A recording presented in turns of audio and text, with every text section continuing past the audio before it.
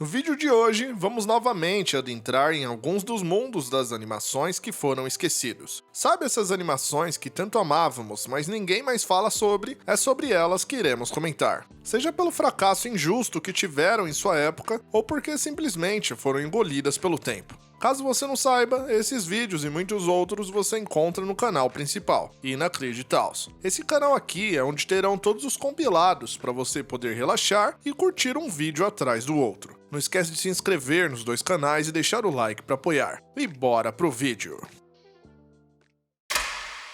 Enquanto a Pixar acabava de entregar um filme sobre um peixinho perdido em busca da família, um ano depois, em 2004, a DreamWorks trouxe Espanta-Tubarões e nos entregou uma metrópole no fundo do mar movida pela necessidade desesperada de ser alguém. Mas, além das cores vibrantes e de peixes com cara de gente, tem muito mais coisas acontecendo nessa cidade. Vamos analisar como o Oscar é o peixe mais egoísta e moralmente questionável desse oceano e entender como o medo dele de ser só mais um mostra como a obsessão pela fama pode corromper a alma de qualquer peixe. Hoje no Inacreditaus. Esse é o Oscar, e ele não quer apenas dinheiro, ele quer ser notado de verdade. O seu comportamento imprevisível e a facilidade para fazer dívida com os outros mostra pra gente que apesar dos erros e escolhas questionáveis, ele só queria uma coisa: ter alguma importância. O pai de Oscar, Earl, passou a vida limpando línguas de baleia e acabou mostrando pro filho que nunca tinha se importado em ser alguém. Muito pelo contrário. Desse jeito, até que dá pra entender um pouco o Oscar. Ele não gosta do seu trabalho e não aceita que a vida é apenas isso. Não se atrasar, pagar as contas e tudo de novo outra vez. Ele quer mais da sua vida. Oscar não vê o Lava Jato como sustento, mas quase como uma prisão. Sabemos muito bem como é se sentir assim. Olhar para os lados e ver todo mundo com empregos mais legais e você ali, seguindo a rotina. O que não dá para entender é a solução duvidosa que o Oscar arranja para tudo. Quando seu chefe, Sykes, recebe uma cobrança do chefe dele, tudo começa a virar uma bola de neve. Don Lino é um chefe bem estilo mafioso de filme mesmo, e se ele te chama para uma reunião, essa sim é melhor não se atrasar. Só de ver o Lino e como ele coordena tudo por ali, faz a gente teorizar de como funciona aquele mar de verdade. O filme não mostra isso, mas o que deixa entender é que o Lava Jato, por exemplo, é apenas uma das empresas de Lino. Ele usava ela para lavar dinheiro ou alguma coisa assim? Reassistindo ao filme, não sei você, mas eu queria muito que tivesse pelo menos um extra mostrando mais sobre a vida do Lino, as empresas que ele comandava. Se tivesse o Espanta-Tubarões 2, tenho certeza que ia falar mais sobre isso. Mas, voltando ao Sykes, quando ele é cobrado por mais lucros pelo Don Lino, logo ele tem que fazer o mesmo com o Lava Jato. E como o Oscar devia uma grana bem alta, sobrou pra ele essa bronca. Quando o Oscar percebe que ficou séria a situação e tem só mais algumas horas para pagar Sykes, ele só não se desespera mais porque tinha alguém que faria de tudo por ele: Andy. Para salvar a pele de Oscar por quem era apaixonada, ela dá pra ele o presente de sua avó, uma única pérola que valia muito dinheiro. É muito doido pensar que nesse mundo é tudo bem igual ao nosso aqui em Terra Firme. Só de pensar que se aqui evoluiu, lá deve ter avançado também. Por onde você olhar, os peixes iam estar com o próprio celular, ter o próprio YouTube. Seria muito legal isso no Espanta 2 também. Quando o Oscar pega aquela pérola para pagar a dívida do chefe, ele se depara com algo que faz muitos de vocês pirarem: apostas esportivas. Então, quando ele recebe uma dica da hora que ia subir o foguetinho, quer dizer, qual era o melhor cavalo, fica claro que o Oscar ia tentar multiplicar aquele valor. Pro azar dele, Sykes estava bem ali do lado. Assim obriga o Oscar a ficar com ele até o final da aposta, só pra ver o cavalo que ele escolheu perdendo feio. Viu como não vale a pena apostar? Você pode acabar igual o Oscar aí, ó.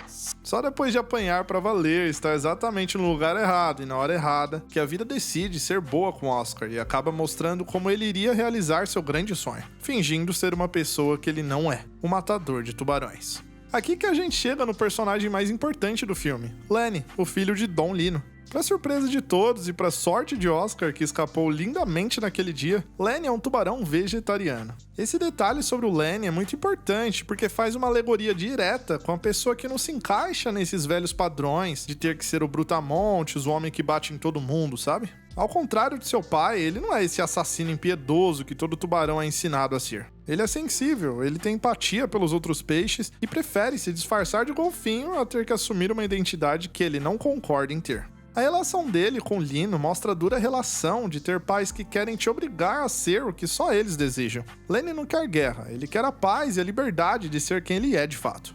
Quando o Oscar vê que a mentira sobre ter matado Frank, o tubarão irmão de Lenny, está se espalhando, ele só aceita sem corrigir, e isso acaba virando outra bola de neve maior ainda. De repente, a cidade toda dos peixes tem um novo herói. Do dia pra noite, ele ganha tudo o que sempre sonhou. Dinheiro, fama, luxos. Era realmente o que o Oscar mais almejava na vida. Porém, andar entre as pessoas ricas e ter esse estilo de vida cega ele para as pessoas que se importavam com ele de verdade. Andy, que gostava do Oscar mesmo quando ele não tinha nada, acaba sendo deixada de lado depois que ele conhece Lola, uma peixe que só se importa com dinheiro. Ele só usa a amizade do Lenny, por exemplo, quando é conveniente, desprezando tudo que ele fez por Oscar até ali.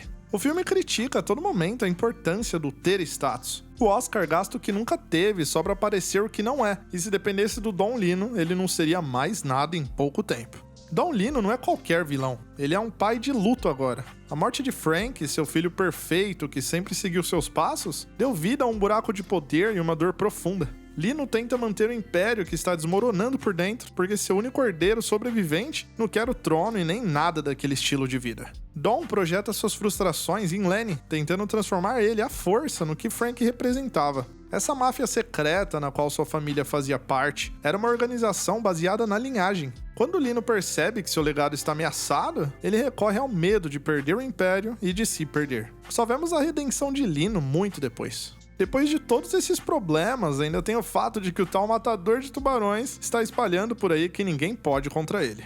Essa ameaça crescente leva ao ponto de mais tensão do filme. Quando o Oscar descobre que o tubarão mais perigoso de todos era quem ele estava ameaçando, é tarde demais e acaba tendo uma reunião marcada para resolver toda essa bagunça. Chegando lá, vemos de um lado todos os tubarões morrendo de medo do que o Oscar pode fazer e do outro, Lenny fantasiado de golfinho. Não tinha como dar errado, né? Só que deu. Quando Don atinge seu limite, ele decide que daria um fim em tudo aquilo caçando o Oscar. E só assim percebemos que até o predador mais temido de todos tem também um lado sensível. Mesmo com um filho morto, só o que conseguiu quebrar aquela casca de poderoso chefão foi perceber que agora estava perdendo seu outro filho. O arco de Lino é sobre aprender que o amor por Lenny deveria ser maior do que o desejo de ver ele seguindo seus passos. No final de Espanta Tubarões, percebemos que Oscar só valoriza Andy e a simplicidade da sua vida antes de tudo aquilo, quando a farsa se torna perigosa demais para sustentar. Ele percebe que a fama é realmente perigosa. Oscar finge ser um monstro para ganhar status, e isso acaba chamando a atenção de monstros muito piores.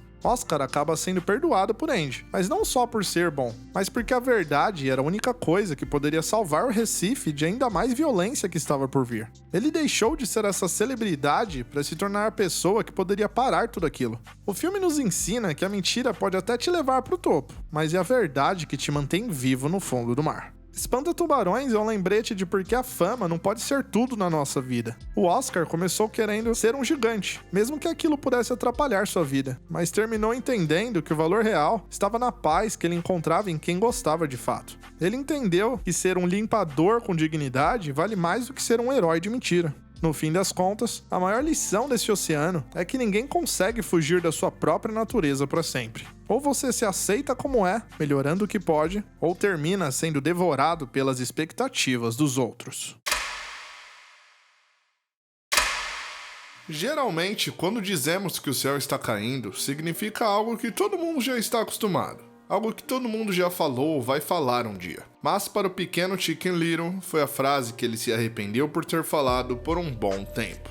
Lançado em 2005, o galinho Chicken Little parece ser só mais um desenho de ficção científica, onde alienígenas invadem a Terra e o mocinho salva tudo no final. Mas esse desenho esconde uma mensagem poderosa e até que bem triste, infelizmente. O perigo aqui realmente parece ter vindo do fundo de alguma galáxia perdida, mas na verdade, às vezes ele já mora com você. Nesse episódio, vamos analisar como o pai do galinho assume o papel de vilão da história e vamos entender porque o maior medo de uma criança não é o fim do mundo, mas o fim da confiança de quem ela mais ama. Hoje no Inacreditaus. Buck, o pai do galinho, já aparece no filme de um jeito não muito legal. Logo nos primeiros minutos, o galinho diz que um suposto pedaço do céu caiu e ninguém mais consegue ver. E assim, a gente vê um pai que não está preocupado se o filho realmente está bem ou precisando de ajuda, mas sim com a imagem que a cidade tem de sua família. Quando o Galinho tenta avisar sobre um grande perigo que poderia trazer o caos para aquela pequena cidade, Buck não protege seu filho, e isso passa longe do que ele realmente faz. Ele prefere se desculpar com a multidão. Ele escolhe estar bem com as pessoas que deve mal conhecer em vez do bem-estar do próprio filho. Não é explicado no filme o que pode ter acontecido com a mãe de Galinho, mas sentimos no filme todo como a falta dessa figura materna fez a diferença na vida dele. Seja um abraço bem dado no momento certo, um conselho de mãe que tenta nos proteger dos perigos do mundo, tudo que talvez mudasse a história do Galinho estava faltando no momento mais difícil da sua adolescência, restando apenas seu pai para fazer todo esse trabalho. Não me entenda mal, não tem como dizer que o Buck não fez muita coisa errada. Quando ele fecha as cortinas do carro para que o filho não veja a cidade rindo dele, na verdade ele está fechando as cortinas para o próprio filho. Sem ele perceber, o Galinho está a todo momento querendo a aprovação dele. Ele deixa de fazer para não dar vergonha para o pai. Ele deixa até mesmo de falar quando queria, só para o Buck não ficar triste. Pouco a pouco, essas atitudes poderiam criar uma bola de neve que não teria mais volta, arruinando para sempre a vida do Chicken Little. Mas de repente, surge a oportunidade que ele queria para dar orgulho ao Buck: os treinos de beisebol.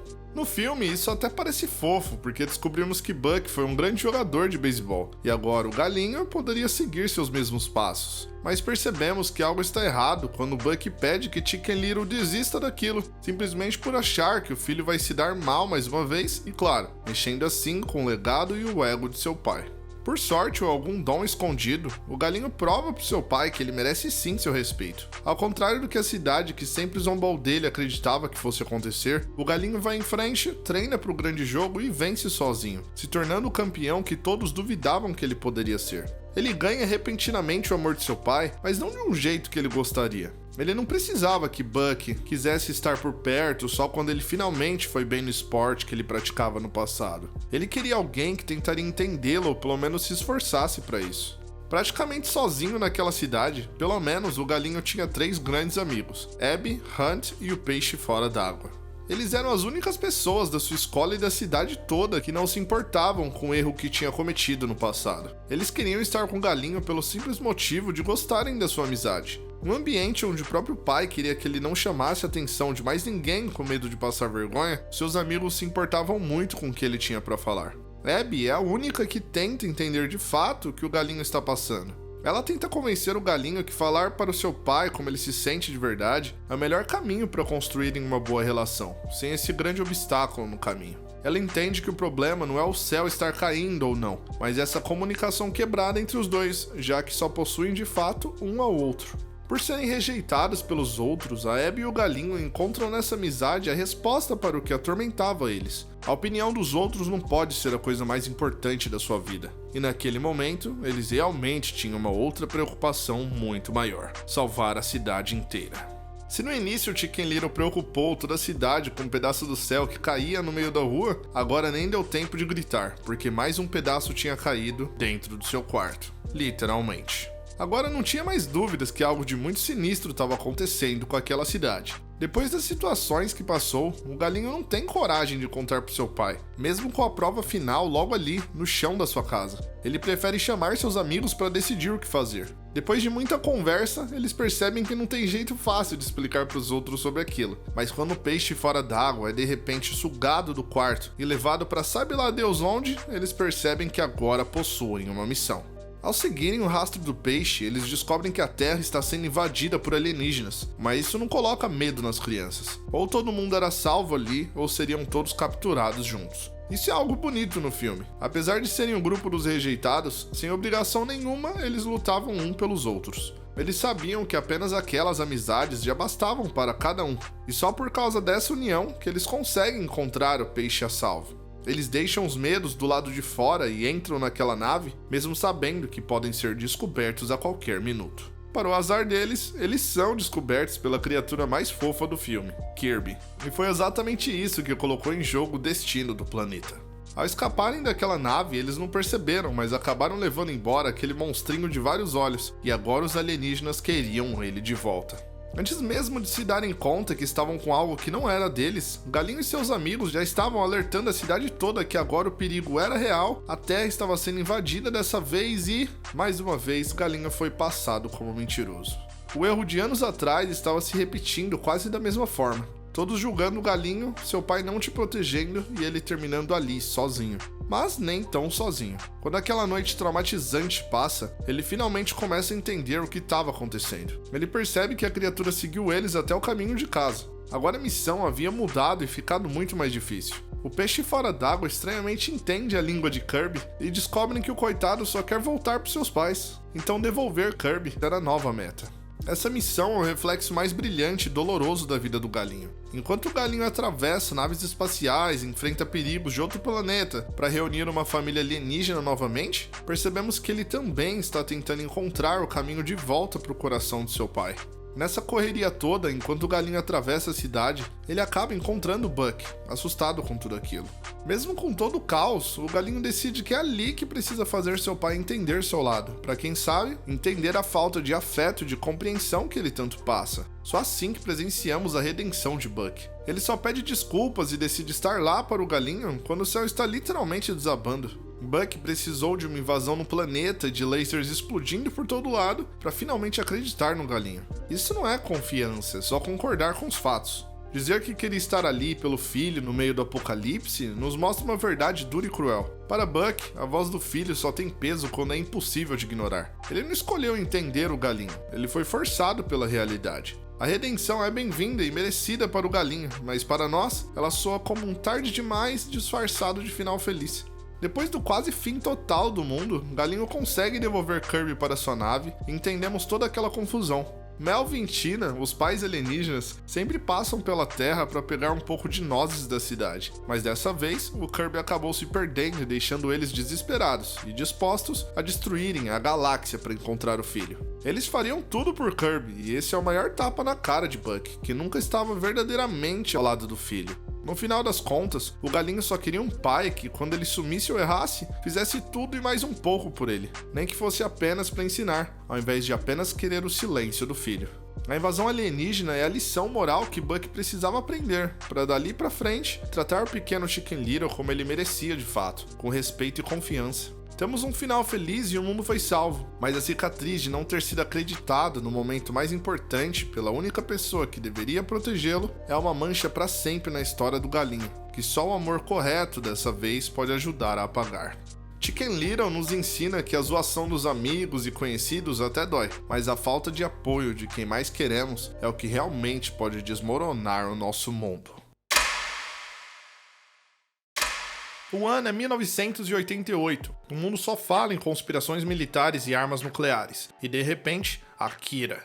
Essa obra-prima aparece como uma história um pouco diferente. A maior ameaça à humanidade não veio de um armazém cheio de mísseis, mas sim quando a pessoa errada se sentiu inferior a todas as outras.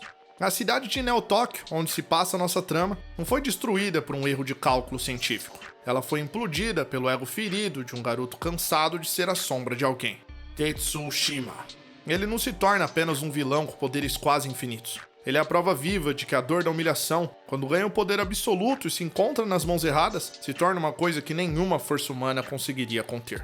Nesse episódio, vamos entender como o Apocalipse começa em uma ferida emocional e por que o poder em Akira é, no fundo, o reflexo do nosso próprio ego quebrado, fora de controle. Hoje no Inacreditaus.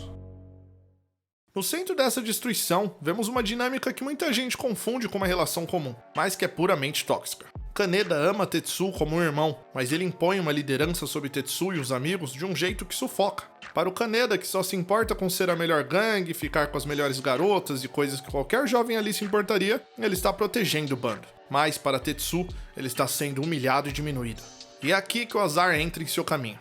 Tetsuo acaba se envolvendo em um acidente com um ser misterioso e decidem raptá-lo para testar alguns experimentos secretos depois desse contato. Eles acabam descobrindo que esse ser ativou algo maligno em Tetsuo, mas que ainda se mantinha desacordado. Os amigos estão procurando ele, o governo luta para entender o que fazer caso aquilo acorde e pessoas tentam parar com aqueles testes. E isso tudo culmina no Tetsuo fugindo do hospital que deveria permanecer para ser estudado e contido. E a gente acaba percebendo que essa proteção constante do Kaneda foi exatamente o que despertou o terrível monstro. Tetsuo não queria ser salvo, ele queria ser respeitado como qualquer outro. Mas quando sente o verdadeiro poder, percebe que ninguém nunca mais estaria acima dele. Ele não gritava para ser o protagonista, mas ser sempre o escudeiro que obedece fez a cabeça dele mudar para sempre. O conflito principal em Akira não é entre o bem e o mal, mas entre quem exerce a liderança, às vezes humilhando as pessoas ao seu redor, e quem tenta tomar o poder à força, apenas para provar que não é mais um perdedor como sempre escutou.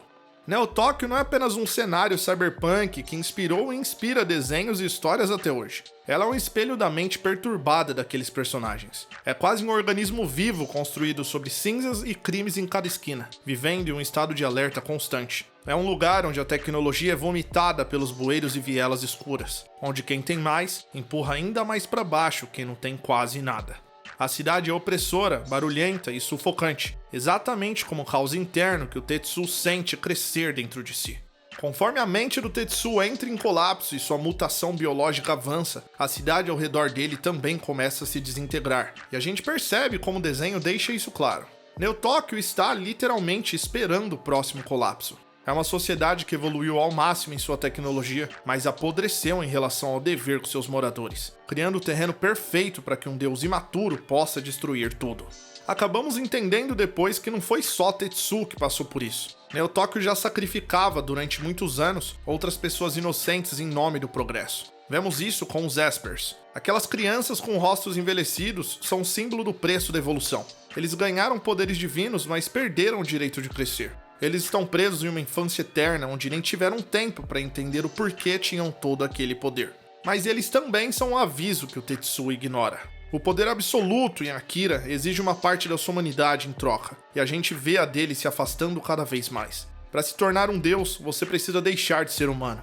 Os Espers são o que resta de uma inocência roubada por laboratórios, servindo como lembrete constante de que o progresso sem ética gera apenas monstros vazios. Sejam eles crianças cansadas ou um monstro massivo e incontrolável que engole a cidade.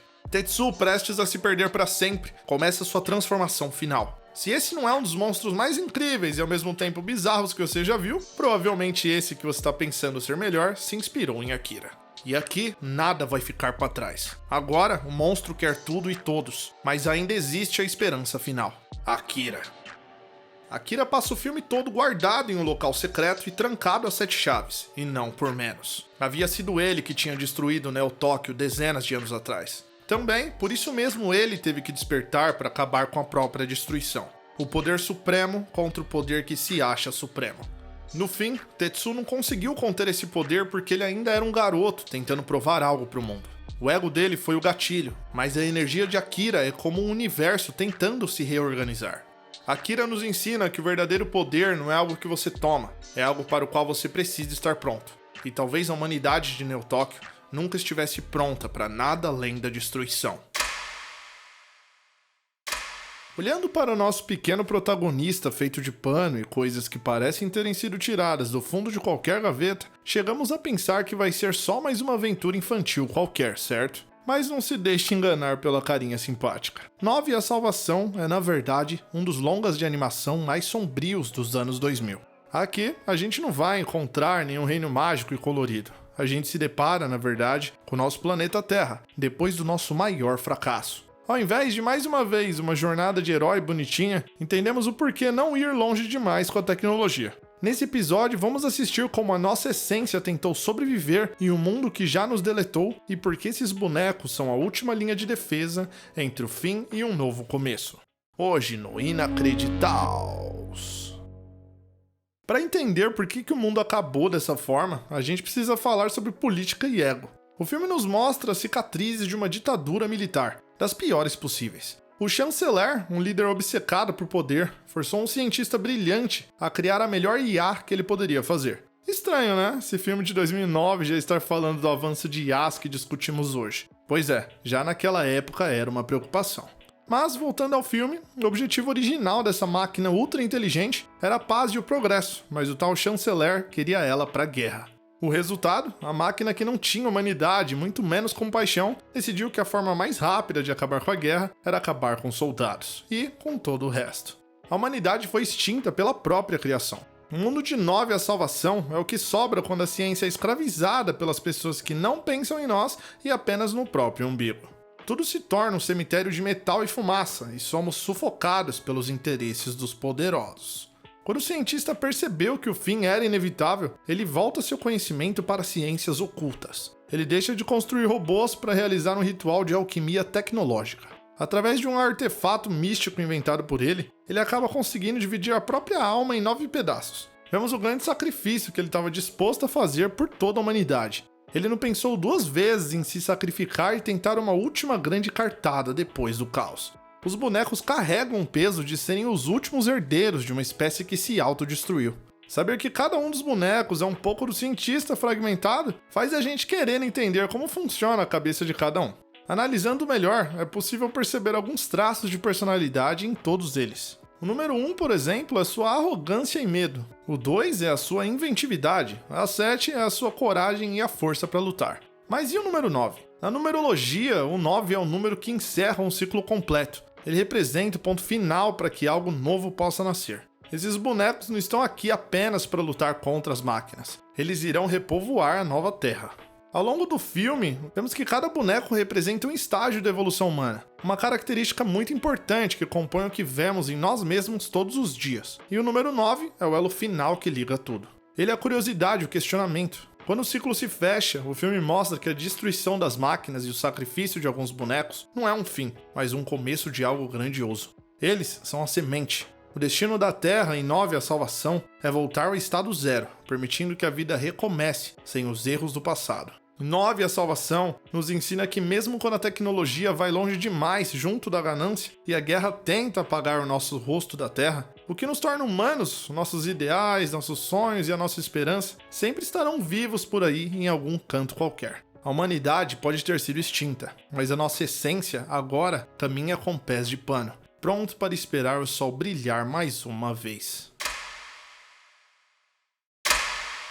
Eldorado, a cidade perdida do ouro. Quase todos os exploradores de séculos atrás fariam qualquer coisa no mundo para conseguirem chegar até lá. Mas 2 charlatões espanhóis, Túlio e Miguel, a encontraram por causa de uma trapaça mal feita e uma viagem surpresa. A maioria das pessoas vê esse filme como uma jornada de sorte para os 2 rapazes, onde encontrariam as riquezas que sempre sonharam e terminariam a história assim, felizes e podres de rico. Mas quem agradeceria eternamente por aquele encontro era o legado daquela civilização. Nesse episódio, vamos analisar como o maior golpe da vida de Túlio e Miguel deu a Eldorado o fim ou o recomeço que ela tanto precisava para não ser apagada do mapa de vez. Vamos adentrar nesse reino perdido no tempo e tentar entender como a salvação, às vezes, não vem do guerreiro mais poderoso ou corajoso, mas de uma pessoa simples como eu e você.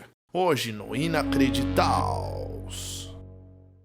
Túlio e Miguel não são heróis, eles sobrevivem perambulando pelas ruas da Espanha fazendo o que sabem melhor, dar golpes nas pessoas e sair com o bolso cheio. A dinâmica deles é a melhor coisa do filme todo. Túlio é o personagem pessimista e preocupado, que apesar das escolhas que faz, tenta sempre ter um plano para poder escapar dali, mesmo que esse plano seja o pior de todos. Já Miguel tem esse jeito mais de deixar as coisas acontecerem. Para o azar deles, eles tinham muita sorte, e foi com ela que acabaram mergulhando no mar escuro sem rumo algum. Depois de se safarem de mais uma trapaça, eles cruzam a cidade toda para não terem que pagar o que deviam, e ao pisarem no lugar errado, caem de cara com o maior perigo possível, Cortés. Hernán Cortés era o líder do exército e queria explorar o mundo a favor da Espanha, conquistando o máximo que pudesse. Ao encontrar os 2 intrusos em seu navio, ele não pensa 2 vezes em prendê-los. Ele aterroriza Túlio e Miguel, e com muita razão, contando que levaria eles para o trabalho forçado quando o navio atracasse de novo. Se não fosse o Altivo, muito provável que o final deles acabaria sendo esse mesmo. Altivo era o cavalo oficial de Cortés, mas uma maçã foi capaz de mudar toda a sua história. Ele salva Miguel e Túlio de ficarem presos para sempre, e acaba tendo que ser salvo pelos 2 minutos depois. Em um piscar de olhos, os 3 estão ali, à deriva no mar aberto. Quando eu disse que eram sortudos, não quis dizer sobre o caos que passaram até ali, mas sim o que viria depois de chegarem em terra firme. Eles acabam encontrando uma praia, mas não era qualquer uma. De acordo com o mapa, essa poderia ser a estrada secreta para um dos maiores tesouros do mundo. Se seguissem aquele velho mapa que ganharam em suas apostas e não cortassem nenhum caminho, quem sabe o nome dos 2 entraria para a história. O caminho não era fácil e nem curto, mas só de pensar em se deparar com tantas riquezas fazia cada um deles andarem mais à frente. Quando já estavam cansados e a ponto de desistir, o destino fez seu chamado. Não foi eles que encontraram Eldorado, mas a cidade literalmente veio até eles. Em alguns instantes, Tully e Miguel, capturados pelo povo daquele lugar perdido, acabam de repente se tornando os próprios deuses de seus caçadores. Quando chegam pela primeira vez na cidade, o povo aceita que finalmente as profecias haviam se realizado. A história dali dizia que os salvadores viriam exatamente daquele modo. Chegariam de repente em uma montaria e salvariam a civilização de todas as suas dores. Uma pena que não era exatamente o que o Tully e Miguel estavam pensando. Ao perceberem que era tudo verdade o que falavam sobre aquela riqueza em abundância de Eldorado, eles já começaram a planejar como iriam levar tudo aquilo para a Espanha. Para Túlio, o que poderia conquistar de Eldorado era um plano de aposentadoria, uma pilha de ouro que compraria sua sonhada liberdade para sempre. Miguel, por outro lado, se apaixonou por tudo aquilo. Mesmo sendo pouco o tempo que passaria ali, ele percebe que não queria apenas o ouro, mas queria a sensação de ser parte daquele lugar. Ele se apaixona pela música, pela comida e pelo jeito simples que vivem ali. Essa dualidade é o que mantém eles em segurança. Se dependesse apenas do Túlio, eles teriam roubado o que podiam e fugido na primeira noite, provavelmente morrendo no caminho. Se fosse por Miguel, a farsa de serem deuses teria caído em 10 minutos de tão feliz que ele ficou ali. O que sustenta o teatro deles é não decidirem ao certo o que fazer. Para ajudar nisso, aparece Shell. Se olharmos com atenção, Shell é a personagem mais esperta de toda Eldorado. Ela não é só uma coadjuvante. Se não fosse por ela, o plano dos dois seria apenas uma missão impossível sem um final feliz. Ela percebe que Túlio e Miguel não são deuses assim que olha direito para eles, e ao invés de entregá-los, ela decide jogar o jogo. Shell queria mais do mundo. Ao encontrar aqueles dois trapaceiros em seu caminho, ela percebe que aquela era a única chance de deixar para trás essa vida que não gostava. Se não aproveitasse disso, provavelmente seria destinada a um fim trágico nas mãos do Zikal Khan. Ela usa Túlio e Miguel como seu passaporte de saída. Sem a Shell, os deuses teriam sido pegos imediatamente. É ela que ensina os costumes do seu povo e mantém as aparências. Ela não estava apenas ajudando, estava garantindo a própria sobrevivência. Por outro lado, temos Zikal Khan. Zikal é um fanático que aguardava ansiosamente pela vinda das profecias que tanto acreditava. Então, quando Túlio e Miguel aparecem, tudo se concretiza. Para ele, aquilo não era apenas um sinal dos céus, mas sim a prova de que ele sempre esteve certo. O que importava naquela chegada era dar aos deuses muito sangue, sacrifícios e rituais. Zikal acreditava que a religião é uma arma de controle e ele estava disposto a destruir a própria cidade para provar que estava certo. Isso tudo não era nada do que Túlio e Miguel concordavam. Não era o que eles buscavam com tudo aquilo. No meio do filme, o desejo de cada um já era diferente. Miguel estava realmente pensativo sobre fazer parte daquela comunidade e deixar sua velha vida para trás. Túlio e Shell acabam se atraindo e decidem que querem voltar para a Espanha juntos, não se importando se o velho amigo fica ali ou vai com eles. Isso dá a certeza que Miguel precisava.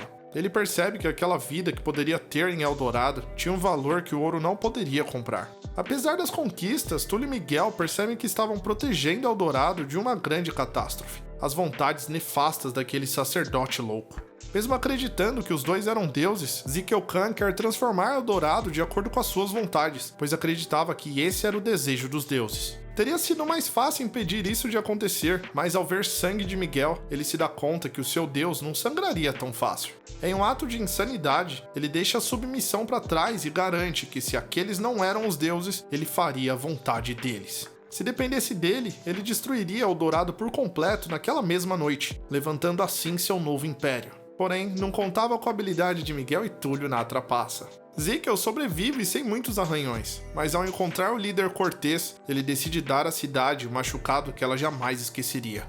Túlio e Miguel passam um filme inteiro sonhando com aquele ouro. Eles conseguem carregar um barco inteiro com as riquezas de Eldorado, mas, para salvar o povo do Cortés, que estava sendo guiado até ali por Zikal, eles precisam tomar uma decisão que iria doer. A única forma de salvar a cidade era usar o próprio barco para aquilo. Então, eles afogam um caminho para Eldorado que se fechava atrás deles, deixando o barco cheio de ouro para trás. Para Eldorado sobreviver e continuar respirando, ela precisava voltar a ser uma lenda. Eles perdem toda a riqueza do ouro, mas ganham para sempre a dignidade de ter salvo aquele povo. O selamento daquela estrada era a aceitação de que o prêmio era a história que tinham vivido. Eles destroem um caminho para garantir que o povo continue livre. O ouro afunda, mas a civilização permanece intocada. Túlio e Miguel terminam a jornada exatamente como começaram, sem um tostão no bolso, mas com uma humanidade que nenhum tesouro poderia comprar. Eldorado permanece escondida, protegida pelo sacrifício de 2 homens comuns, mas que aquelas pessoas chamariam para sempre de salvadores. Túlio e Miguel provaram que às vezes o maior golpe de todos é enganar o destino para fazer a coisa certa. O caminho para Eldorado nos ensina que o valor de um homem não é medido pelo que ele carrega no bolso, mas pelo que ele está disposto a deixar para trás por um bem maior.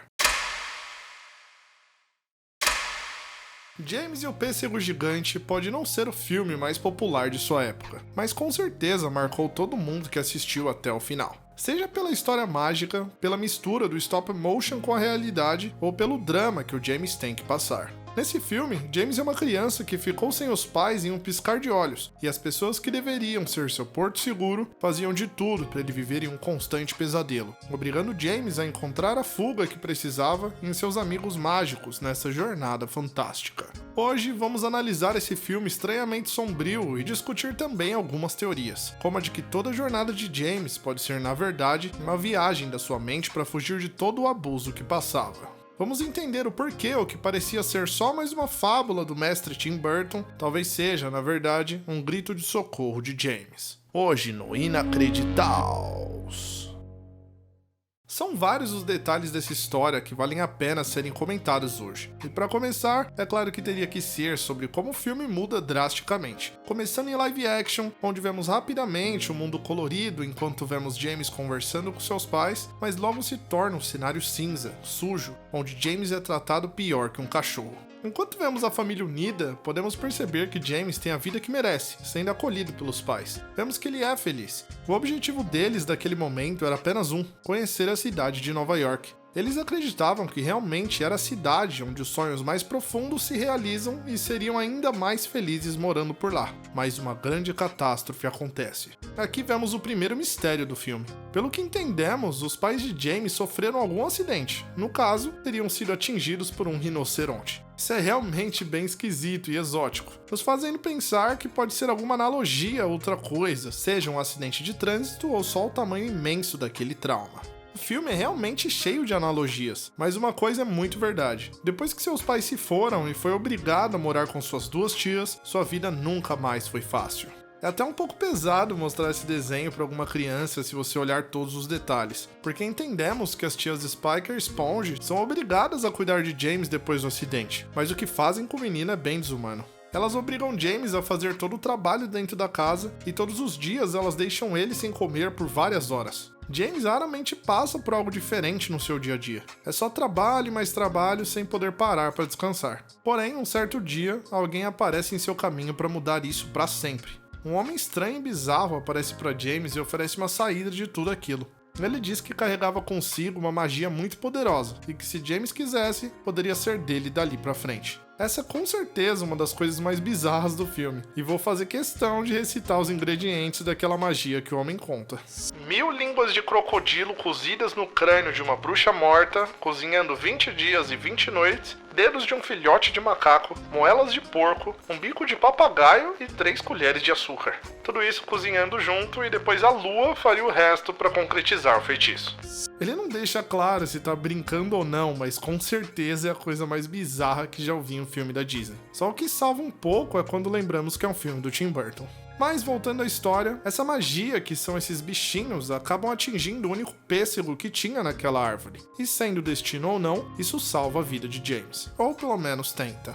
Aqui é onde o nosso filme se transforma. Enquanto a magia faz efeito e as tias de James tentam lucrar com aquilo, mesmo sem perceber, James acaba descobrindo que aquela fruta esconde algo de muito mais valor do que o seu tamanho. Assim que ele abre um buraco e entra no pêssego, tudo no filme se transforma em stop motion, e James acaba virando um boneco. Essa mudança no filme representa muito mais do que uma escolha estética, mas vira uma representação daquele controle sobre a própria vida que James não tinha no mundo real. No mundo com suas tias, James é um menino muito frágil. Depois que atravessa aquele portal, ele vira o capitão da sua própria história, sentindo na pele o gosto da liberdade que foi tirada dele. Ele descobre ali um grande refúgio seguro, onde as leis da física e da lógica não precisam ser respeitadas, porque o mundo real já foi cruel demais com ele. O pêssego é uma bolha que protege tudo o que restou da sua inocência.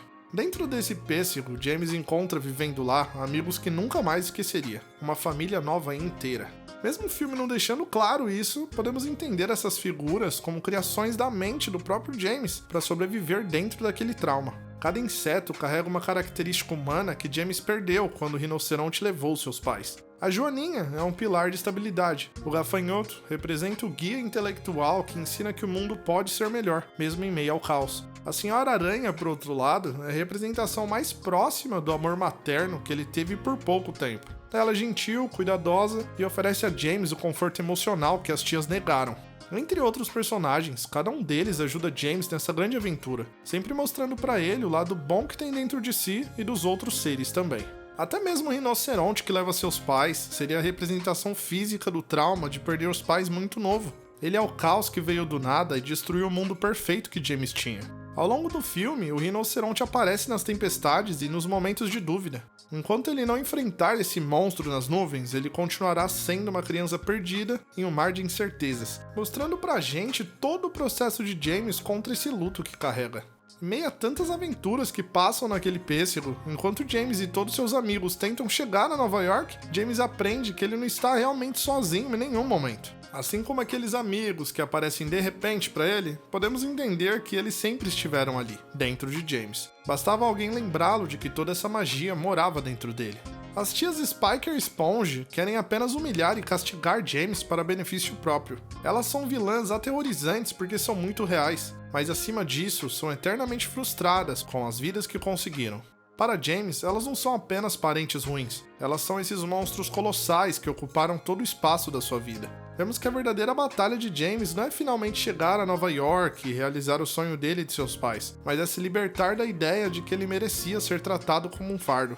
Tem um detalhe no meio do filme que é bem curioso. Quando chegam nas geleiras e acabam tendo que enfrentar alguns piratas para se salvarem, acabamos vendo Jack de O Estranho Mundo de Jack. Isso acontece porque esse filme é dirigido pelo mesmo diretor, Henry Selick. Também vemos o chapéu do Pato Donald, até porque o filme é da Disney. Você sabia desses easter eggs? Comenta aí embaixo. Para finalizar nossa teoria principal do filme, é importante lembrar que o James ficava dias sem comer, pelo que parece até por dias inteiros. No final do filme, até as tias admitem isso. Essa teoria sugere que o pêssego foi apenas um estalo para essa viagem de James. Ao comer um pedaço daquele fruto mágico, que talvez era o único alimento que ele teve em dias, James entrou em um estado de delírio sem querer. Toda a jornada pelo oceano, lutando contra tubarões mecânicos e piratas esqueletos, pode ser a luta interna do seu corpo tentando sobreviver à fome e ao frio de ter caído naquele quintal das tias e não levantado mais. Nova York para ele seria o paraíso que acabou indo parar por não aguentar de fome. Um lugar onde ele finalmente encontra amigos que o amam e uma casa onde ele nunca mais passaria por isso. Nova York seria uma metáfora para o desejo desse garoto que só queria ser uma criança e ser feliz enquanto podia. O clímax no final do filme mostra que James não vence o rinoceronte com força, mas com a verdade. Ele enfrenta seu trauma no ponto mais alto de Nova York. Ao gritar contra as nuvens para enfrentar o temível rinoceronte, ele está finalmente processando a morte dos seus pais e a crueldade das suas tias. James e o Pêssego Gigante é uma aventura linda, mas com vários sentidos. Essa obra nos ensina que, às vezes, a gente precisa criar um mundo inteiro na nossa cabeça para suportar o mundo que existe lá fora. James transformou insetos em família e um pêssego em casa. No fim, ele pode ter ficado com um caroço no parque onde construiu sua casinha. Mas esse caroço é a prova de que, mesmo nas situações mais podres, algo doce pode crescer em paz. E aí, você gostou dessas teorias? Já tinha assistido esse filme? Hoje aproveitei para teorizar bastante, já que esse desenho tem tantas brechas. Mas fica à vontade de me falar sua teoria nos comentários. Aproveita para ver os últimos vídeos, se inscrever no canal para não perder nenhum vídeo novo, deixar o like para ajudar o canal a continuar crescendo e comenta também quais os próximos desenhos que quer ver por aqui. Nos vemos no próximo vídeo, beleza? Tchau!